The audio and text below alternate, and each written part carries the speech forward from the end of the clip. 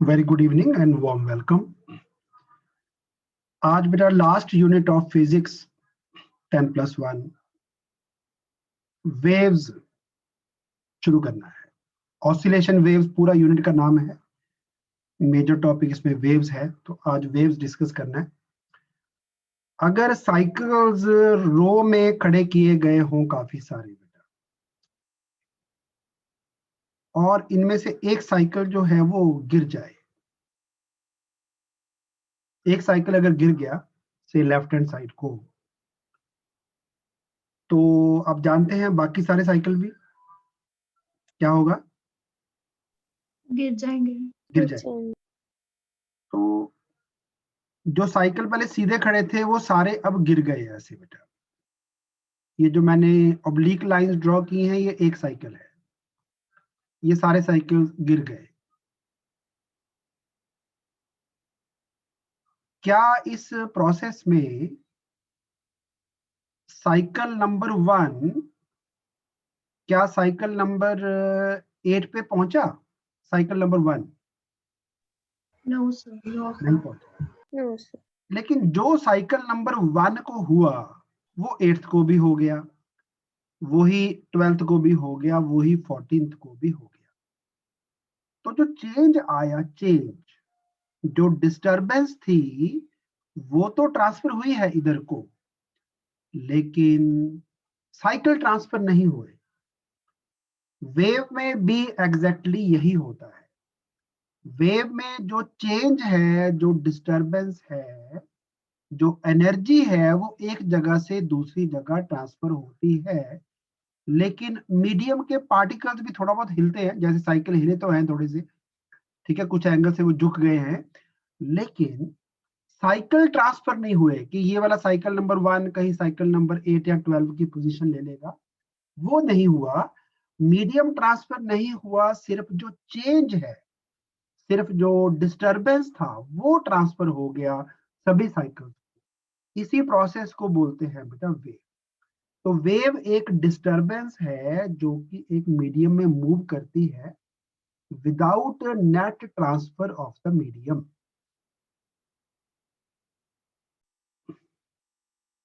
तो वेव का जो डेफिनेशन है, वेव इज अ डिस्टरबेंस। मान लो हम ना पानी के अंदर एक कांटेक्ट पॉइंट बनाए जो रेगुलर इंटरवल पे अप एंड डाउन जाता रहे, तो पानी के अंदर कुछ ऐसी वेव्स बनेंगी। अब ये तो मैंने डायग्राम बना दिया स्टैटिक। टाइम के साथ इसको मूव करना है, जैसे जैसे ये ऊपर नीचे ऑसिलेट करेगा, ये जो नीचे वाला वेव मैंने ड्रॉ किया, ये with time right hand side को ऐसे चलता रहेगा।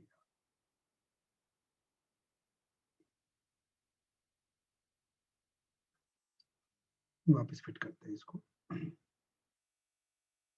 तो जैसे जैसे वेव बढ़ेगी राइट हैंड साइड को,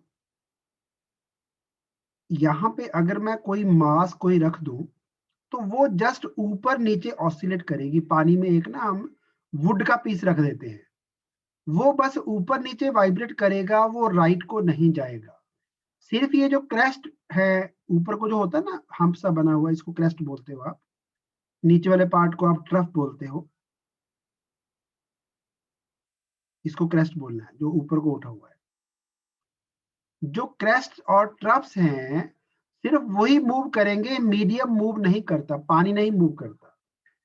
वेव जाएगी राइट हैंड साइड को, जो वाटर है वो राइट को नहीं जाता, सिर्फ जो डिस्टरबेंस है वो ट्रेवल करती है। तो दोबारा फिर बोल रहा हूं, wave is a disturbance in a medium that carries energy also momentum without net movement of the particles. Particle नहीं यही रहना, सिर्फ ऊपर नीचे चलेगा बस। तो इसके अलावा कुछ और प्रॉपर्टीज अगर बोले वेव की, तो वेव एनर्जी को ट्रांसफर करती है। वेव को चलता रखने के लिए जो मीडियम पार्टिकल्स हैं वो पीरियोडिकली रेपिटेटिव मूवमेंट करते हैं, जैसे कि यहाँ पे वो मूवमेंट अप एंड डाउन है हर पार्टिकल की। और वेव जो है उसमें मीडियम का मूवमेंट नहीं होता। मैकेनिकल वेव इसलिए लिखा क्योंकि कुछ वेव्स ऐसी भी हैं जिनमें मीडियम नहीं चाहिए होता है। उसका एग्जाम्पल है इलेक्ट्रोमैग्नेटिक वेव, ये +2 में पढ़ोगे आप। इसमें मीडियम चाहिए नहीं होता है, ठीक है। साउंड वेव्स के लिए मीडियम चाहिए। मून पे जाके अगर बात करनी है ना, आप बोलोगे आपस में, तो वो सुन नहीं पाएंगे आप आपस में, क्योंकि वहां पे एयर प्रेजेंट नहीं है। तो sound is a mechanical wave. Mechanical wave मतलब जिसमें मीडियम का रिक्वायरमेंट होता है, उनको बोलते हैं मैकेनिकल वेव्स। लाइट जो है वो इलेक्ट्रोमैग्नेटिक वेव है, उसमें मीडियम नहीं चाहिए। तो अभी इस चैप्टर में we'll confine ourselves to mechanical waves only। Electromagnetic waves पढ़ेंगे 10+2 में। तो एक बार डेफिनेशन, डायग्राम और 3 ये कैरेक्टरिस्टिक्स वेव के नोट डाउन करेंगे। चलिए, अब मुझे एक्सप्लेन करना है कि जो ट्रांसवर्स और लॉन्गिट्यूडनल वेव्स क्या होती है। ट्रांसवर्स वेव में जो मीडियम पार्टिकल्स हैं, ट्रांसवर्स का मीनिंग ही होता है परपेंडिकुलर। जैसे अभी मैंने आपको वेव दिखाई है एक, कि अगर वेव जा रही है राइट हैंड साइड को एक्स एक्सिस के अलोंग, तो मीडियम पार्टिकल्स जो है वो वाई एक्सिस के अलोंग ऑसिलेट कर रहे थे। तो y axis is perpendicular to x axis, तो जो वेव वेलोसिटी है वो है एक्स के अलोंग, और मीडियम पार्टिकल की ऑसिलेशंस है वाई एक्सिस के अलोंग। तो अगर इन दोनों में एंगल है 90 डिग्री, यानी कि ट्रांसवर्स है दोनों चीजें, तो उस वेव को बोलेंगे ट्रांसवर्स वेव। और ये मैं आपको दिखाने जा रहा हूं अभी लॉन्गिट्यूडनल वेव। इसमें जो मीडियम पार्टिकल्स हैं, वो जिधर को वेव जाएगी, यहाँ पे वेव जाएगी राइट हैंड साइड को, वेलोसिटी जो है अलोंग एक्स एक्सिस है, और ये जो स्प्रिंग के टर्न्स हैं ये भी लेफ्ट राइट मूव करेंगे। लेफ्ट राइट मतलब अलोंग एक्स एक्सिस ही मूव करेंगे, राइट को और लेफ्ट को मूवमेंट होगा। तो ऐसी वेव जिसमें medium particles oscillate parallel to the direction of velocity, उसको बोलेंगे बेटा लॉन्गिट्यूडनल वेव। और जिसमें मीडियम पार्टिकल्स का मोशन वेव वेलोसिटी के साथ राइट एंगल पे होगा, परपेंडिकुलर होगा, ट्रांसवर्स होगा, उसको बोलना है ट्रांसवर्स वेव। चलो मैं आपको दोनों का एनिमेशन दिखाता हूं पहले, फिर डेफिनेशन लिखते हैं।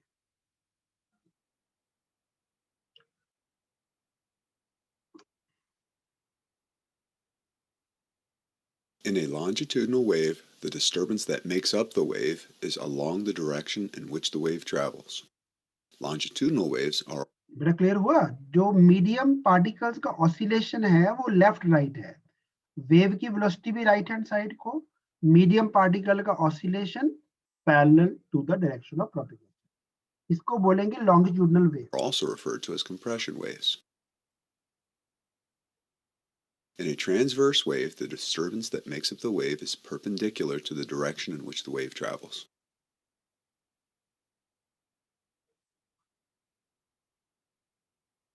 चलिए, होप क्लियर हो गया होगा। तो आप एक काम करिए, डेफिनेशन लिखिए, आप क्वेश्चन लिखिए, differentiate between transverse and longitudinal waves।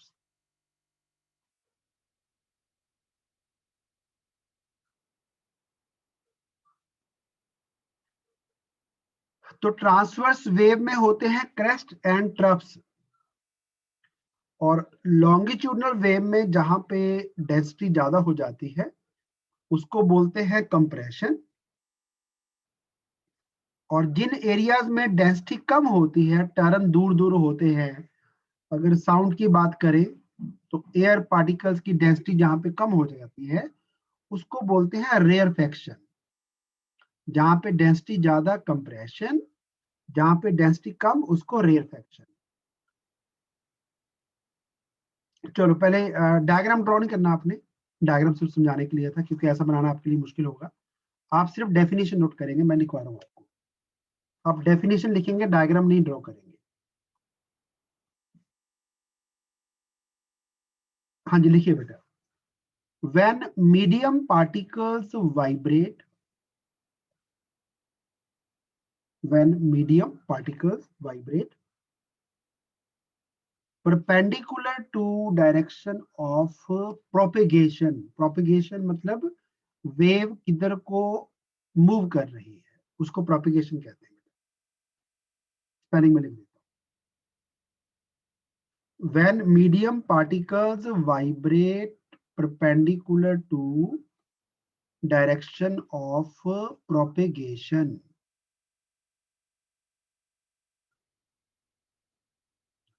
the wave is said to be transverse in nature.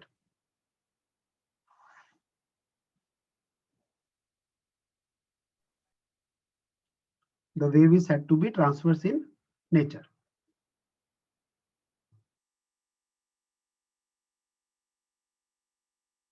It is composed of crests and troughs.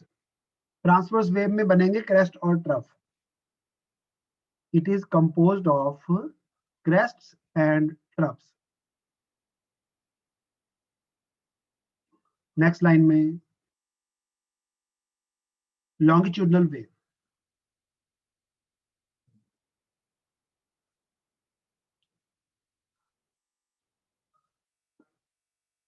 If medium particles vibrate parallel to the, if medium particles vibrate parallel to the direction of propagation, vibrate parallel to the direction of propagation,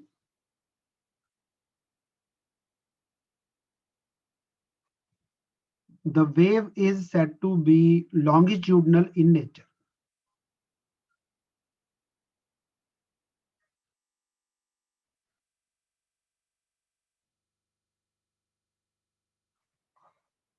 It is composed of compressions. बेटा compression के साथ ना bracket में डाल देना, अगर मैं sound की बात करूं, कंप्रेशन वो रीजन होता है जहां पे प्रेशर ज्यादा हो जाता है, डेंसिटी ज्यादा हो जाती है मीडियम की। And rarefaction is region of low pressure, ये भी ऐड कर दो साथ में। It is composed of compressions, compression के साथ ब्रैकेट में लिखेंगे high pressure, and rarefactions bracket में लिख देंगे लो प्रेशर।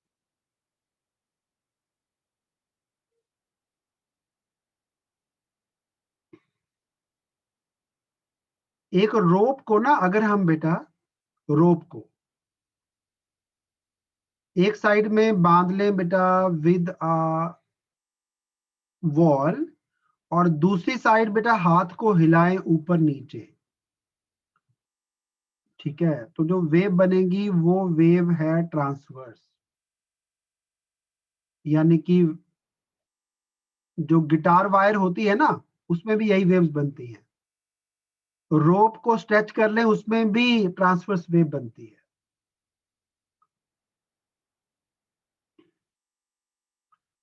और एक स्प्रिंग को आप अब ड्रॉ कर दीजिए। इसमें हमने डायरेक्शन ऑफ मोशन जो है ऊपर नीचे रखना है।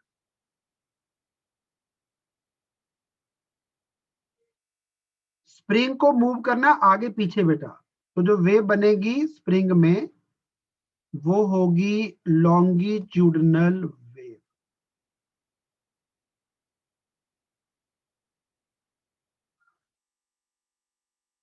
हाँ जी, लॉन्गिट्यूडनल वो वेव जिसमें मीडियम की जो ऑसिलेशंस हैं, जो स्प्रिंग के टर्न्स थे जैसे अभी आपने देखा, वो राइट लेफ्ट मूव कर रहे थे,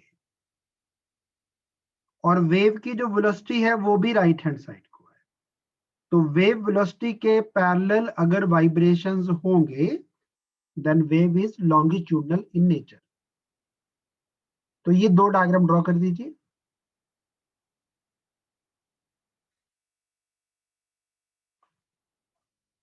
इसके अलावा आप ऐड करेंगे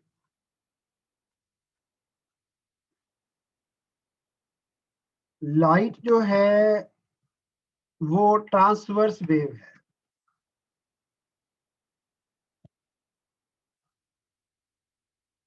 और साउंड जो है वो लॉन्गिट्यूडनल है।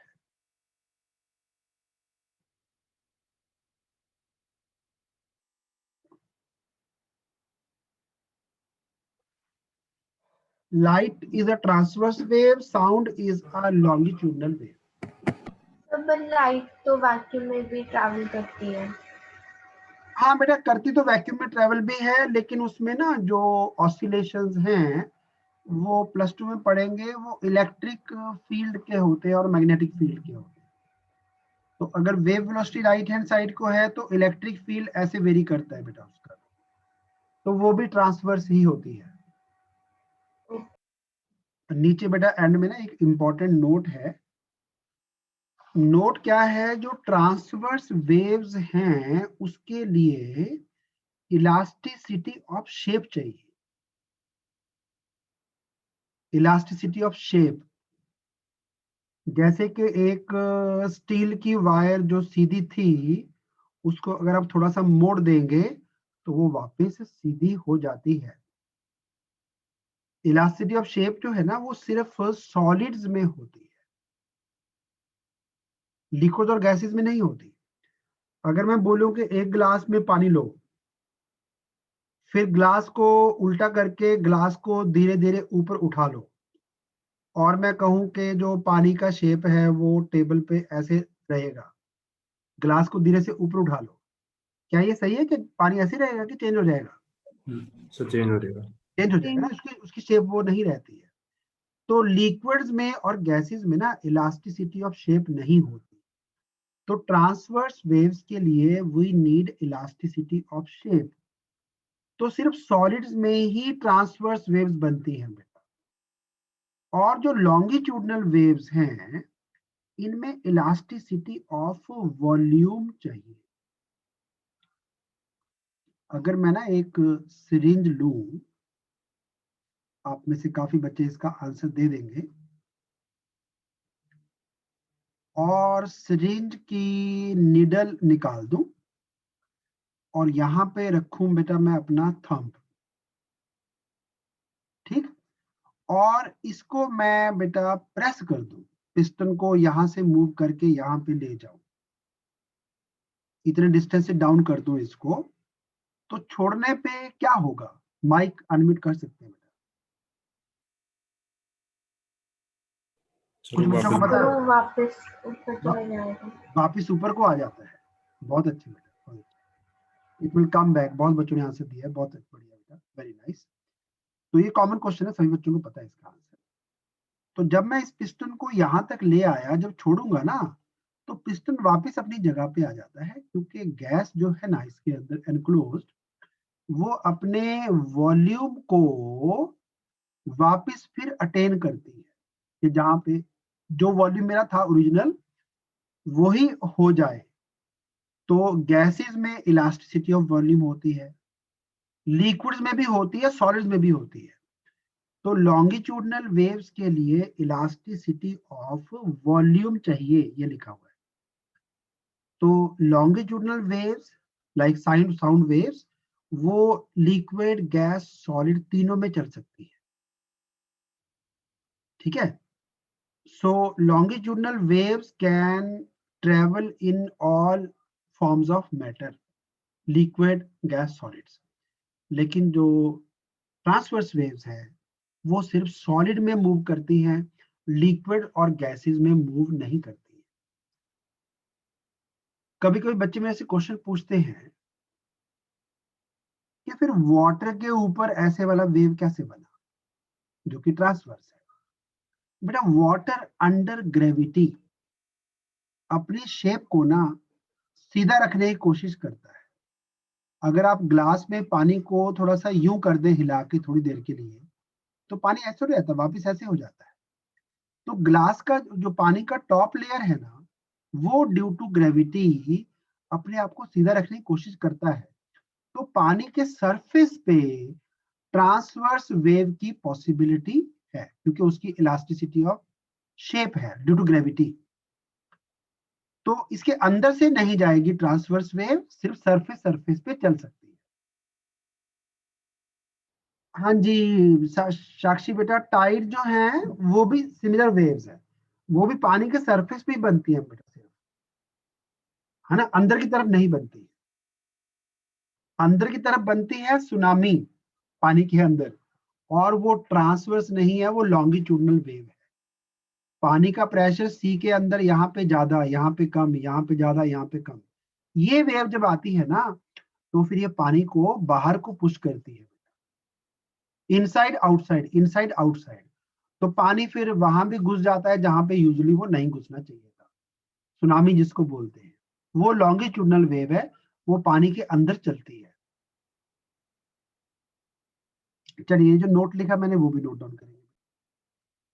डिफाइन वेवलेंथ इन 3 डिफरेंट वेज। पहले समझो, नोट डाउन बाद में करना। एक तो वेवलेंथ जो है वो नियरेस्ट क्रेस्ट से क्रेस्ट का डिस्टेंस, ट्रफ से ट्रफ का डिस्टेंस, इस डिस्टेंस को हम, या फिर अगर वेव लॉन्गिट्यूडनल है तो नियरेस्ट कंप्रेशन कंप्रेशन का डिस्टेंस, या रेयरफेक्शन से रेयरफेक्शन का डिस्टेंस, उसको हम वन वेवलेंथ कहेंगे। तो पहला डेफिनेशन हो गया, बाद में लिखना, पहले समझ लो sir. wavelength can be defined as distance between two consecutive या nearest crests, troughs, compressions or rarefactions. It may also be defined as distance between two consecutive particles of a medium which vibrate in same phase. Same phase मतलब जो एक ही तरह से ऊपर नीचे इकट्ठे ऊपर नीचे जाते हैं, उनका जो पोजीशन है, वेलोसिटी है, किसी भी टाइम पे वो आइडेंटिकल होगी। मुझे जरा 1 मिनट का टाइम दीजिए, मैं ना एक वेव आपके लिए निकाल के दिखाता हूँ जिसमें आप उस चीज को आइडेंटिफाई कर पाएंगे। जस्ट 1 मिनट बेटा। 3 पार्टिकल यहाँ पे दिखाए गए हैं और 3 लाइनें में ड्रॉ की हैं। Each particle is moving along a straight line perpendicular to direction of velocity. जो वेव की वेलोसिटी है वो राइट हैंड साइड को है, वेव इधर को जा रही है, और ये जो मीडियम पार्टिकल्स हैं ऊपर नीचे ऑसिलेट कर रहे हैं, तो वेव वेलोसिटी में और ऑसिलेशन में एंगल बन गया 90 डिग्री, इसलिए इसको हम बोलेंगे ट्रांसवर्स वेव। दूसरी बात, मैंने बोला distance between two nearest crest, उसको बेटा हम वेवलेंथ कहते हैं। तो सोचने की बात है, अगर ये वेवलेंथ है तो क्या ये डिस्टेंस भी वेवलेंथ है? चेक करो, मैंने वो जो एरो है ना, लाइन यहाँ पे शिफ्ट कर दी, इसको भी Yes, लैम्डा yes. लैम्डा कह सकते हैं ना बेटा, इसको भी, ये भी तो लैम्डा ही है ना। Yes, sir.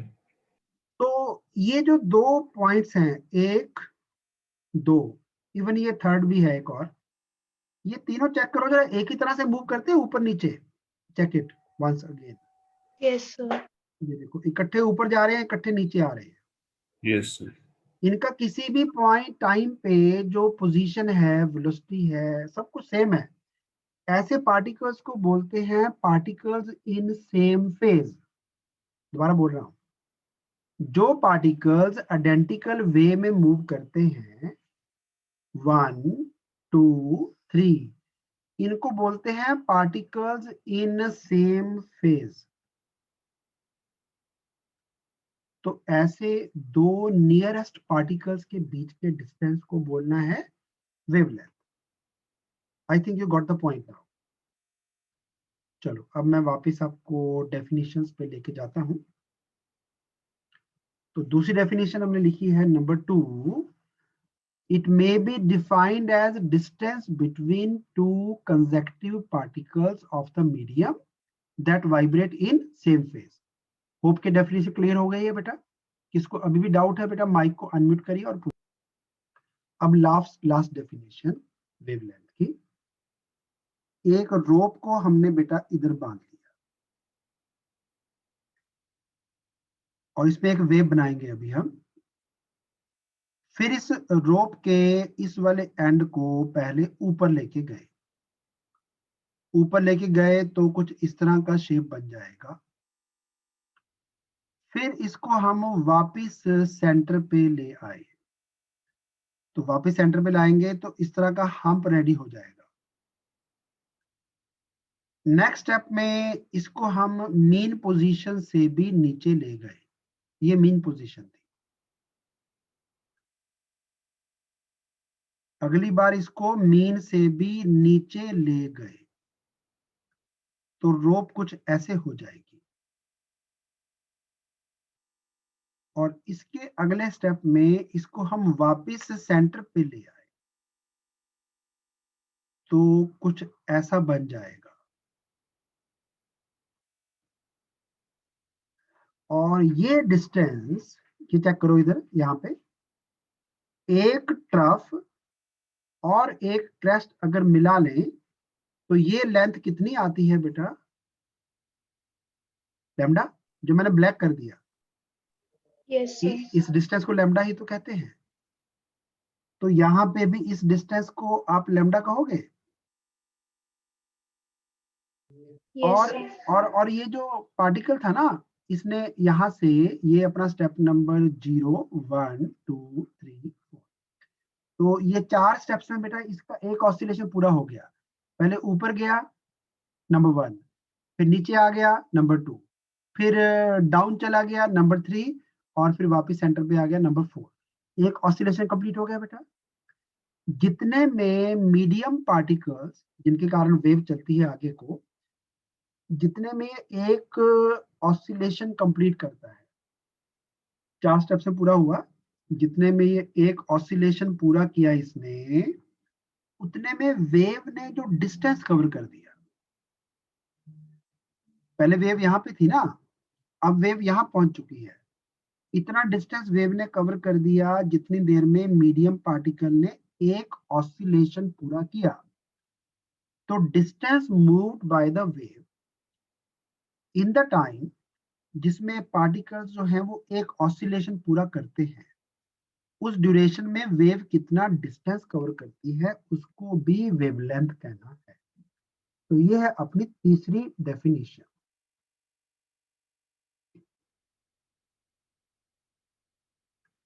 Wavelength of a wave may be defined as the distance traveled by the wave during the time a vibrating particle of the medium completes one vibration या one oscillation. You can write both ways. चलिए, hope के तीसरा definition भी clear हो गया होगा। अब एक बार नोट डाउन करेंगे, वेवलेंथ और वेव वेलोसिटी। तो हमने अभी भी डिस्कस किया कि जो डिस्टेंस कवर करती है वेव एक ऑसिलेशन के दौरान, उस डिस्टेंस को लैम्डा कहते हैं। और वेव कोई ऑब्जेक्ट तो है नहीं, जैसे मान लो एक टीचर ने बोला कुछ भी क्लास में, तो ये तो नहीं कि आगे वाले जो डेस्क हैं वहां पे तो सुनता है, पीछे वालों को सुनता ही नहीं है, क्योंकि टीचर की जो आवाज है वो ड्यू टू प्रोजेक्टाइल उसका पाथ पैराबोलिक होगा और आवाज यहाँ पे जाके गिर जाएगी। ग्रेविटी का तो कोई असर नहीं है। आवाज बेटा, साउंड जो है, वेव जो है, वो सीधी ट्रेवल करती है स्ट्रेट लाइन में, ऐसे सभी बेंचों तक जाएगी बेटा। तो अगर ग्रेविटी का कोई इफेक्ट नहीं है, कोई एक्सेलरेशन नहीं है, तो वेव का जो मोशन है वो होगा यूनिफॉर्म मोशन। यूनिफॉर्म मोशन में एक ही फॉर्मूला था, S is equal to velocity into time, या बोले तो वेलोसिटी इक्वल टू डिस्प्लेसमेंट, यहां से टी हटा के नीचे कर दो, बाय टाइम।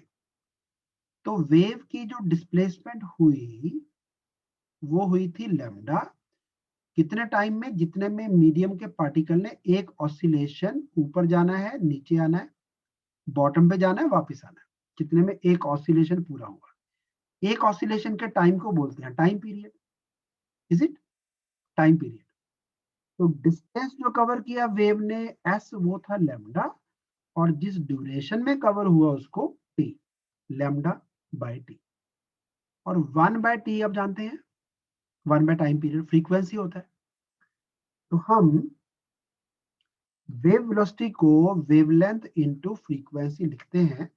ये आप क्लास 10th में भी लिखते रहे ऐसे, c velocity of light equal to wavelength into frequency. याद आया आपको? ऐसे किया था आपने कई बार। तो वेव वेलोसिटी जो है वो मीडियम के जो पैरामीटर्स हैं, कैरेक्टरिस्टिक्स हैं, वो डिसाइड करते हैं। लेकिन जो वेवलेंथ और फ्रीक्वेंसी है, इनका जो प्रोडक्ट है वो इक्वल टू वेव वेलोसिटी आता है। तो चाहे तो गाना जो है वो लता मंगेशकर गाए,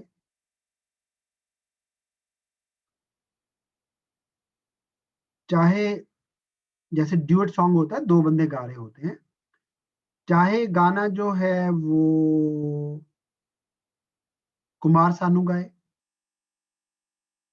दोनों की फ्रीक्वेंसी अलग अलग है। लता मंगेशकर की फ्रीक्वेंसी बेटा हाई है, तो उसका वेवलेंथ कम होगा बेटा, वेव का ना। और जो जेंट्स का वॉइस है उसका बेटा फ्रीक्वेंसी कम होती है, उसकी वेवलेंथ ज्यादा होती है। लेकिन वेव की वेलोसिटी दोनों की सेम है, चाहे वो मेल सिंगर है चाहे फीमेल सिंगर है। तो लता मंगेशकर की साउंड वेव्स कुछ इस तरह की रहेंगी जो मैंने नीचे ड्रॉ की हैं, और जो मेल वॉइस की वेव्स हैं वो ज्यादा वेवलेंथ वाली होंगी, फ्रीक्वेंसी कम होगी। लेकिन मेल वॉइस का lambda into frequency, female voice का लैम्डा डैश इंटू फीमेल की फ्रीक्वेंसी, इनका प्रोडक्ट यानी कि वेव वेलोसिटी यानी कि साउंड की वेलोसिटी वो सेम आएगा। चलो इसको भी नोट डाउन करेंगे एक बार।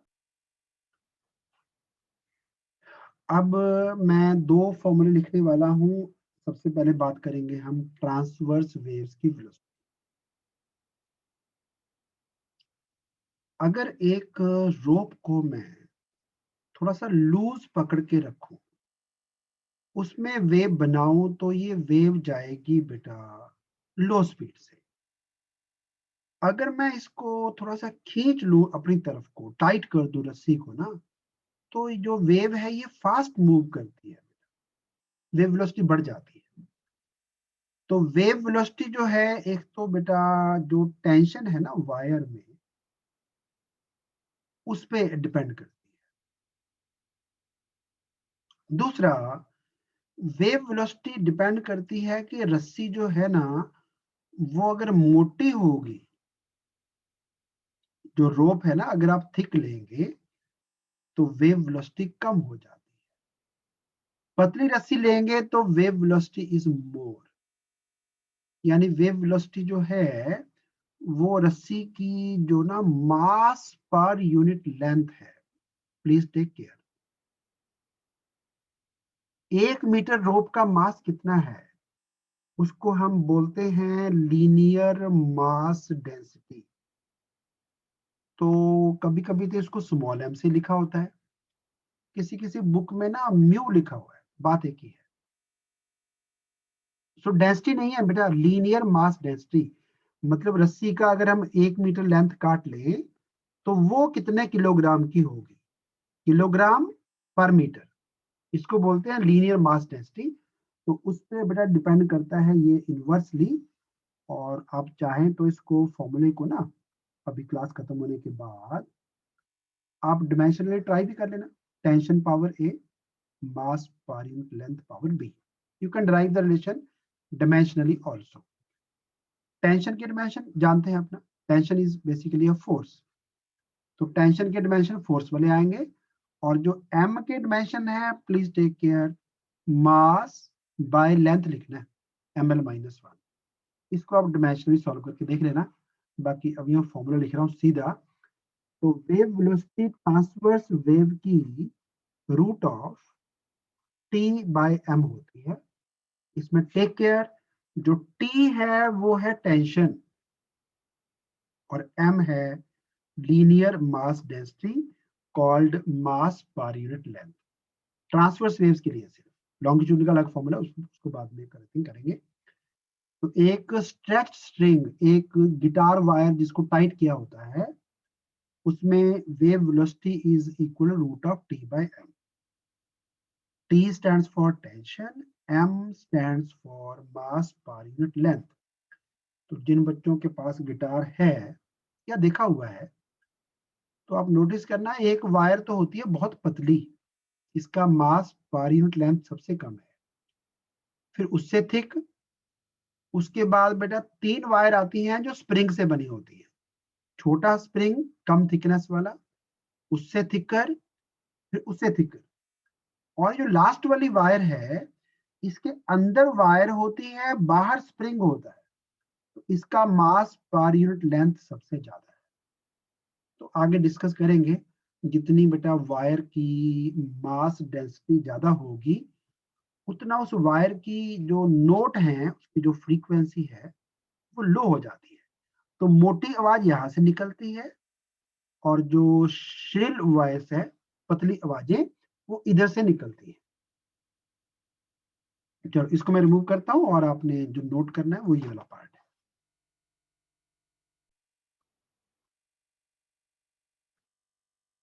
एनसीईआरटी में क्वेश्चन है सॉल्ट, एक स्टील वायर है, length is 0.72 metre long, mass is given 5 into 10 power minus 3 kg and is kept under a tension of 60 Newton. तो उसमें ट्रांसवर्स वेव की स्पीड निकालिए। आगे अपने आप कैरी ऑन करो बेटा, फॉर्मूला भी आपने लिखा वही यूज होना है। चलिए कंप्लीट आंसर आपके सामने बेटा।